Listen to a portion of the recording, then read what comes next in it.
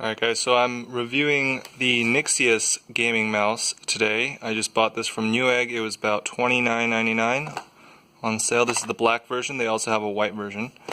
You can see me in the reflection there. The reason why I got this mouse is because my current Deathadder, obviously on the exterior you can see it's pretty beat up. I've had this for 6.5 years now. There's some wear on there as well. And most importantly, the reason why I got this immediately was because my scroll wheel isn't working. Nor is my middle click. So as you can see there, it won't click at all because it fell inwards. Don't mind the bandage I cut myself while opening the package here. Don't worry about that.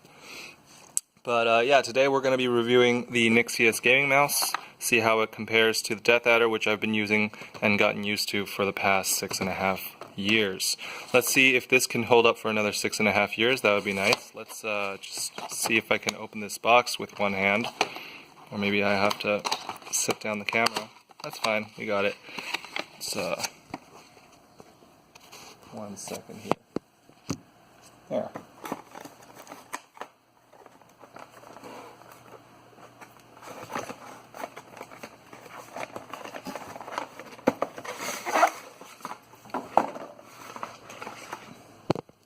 Alright. So pulling out the package, you can see the mouse here. This is telling me it has a 1-year warranty. It's great. And a quick start guide, I believe. Yes. Telling you the DPI settings, preset DPI settings. This does go all the way up to 12,000 DPI, but of course I don't need that. No braided cable, just a standard cable with a ferrite core at the end of it. So size-wise,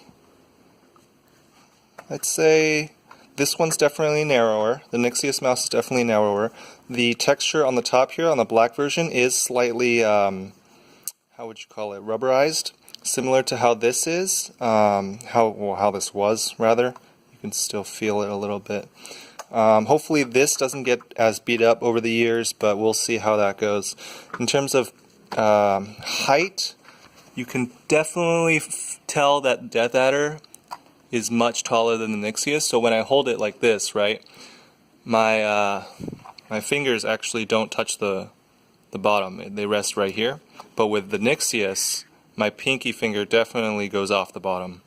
So I might have to adjust my holding style, mouse holding style, because otherwise my pinky will just be on the mouse pad the whole time. But in terms of the positioning of the buttons, back button and forward button, I'm very used to that, being right above my thumb. And there's a DPI button right here, which will not get in the way, which is nice. In terms of mouse clicks, they feel pretty good, pretty solid. The back and forward buttons feel different on the Nixeus. I believe Razer uses the same switches for both the right click, left click, back and forward, while this, the back and forward, uses two different kinds of switches. Let's plug it in and see how it goes. I have my Deathadder set to 600 DPI right now, but the Nixeus, unfortunately, as of the time of this recording, which is December 10th, 2016, doesn't have custom software that you can program your mouse with different DPI settings. So right now I have to either choose between 400 or 800. Now I believe you can see the LEDs change. Deathadder does not have a LED. This is the Deathadder Black, by the way.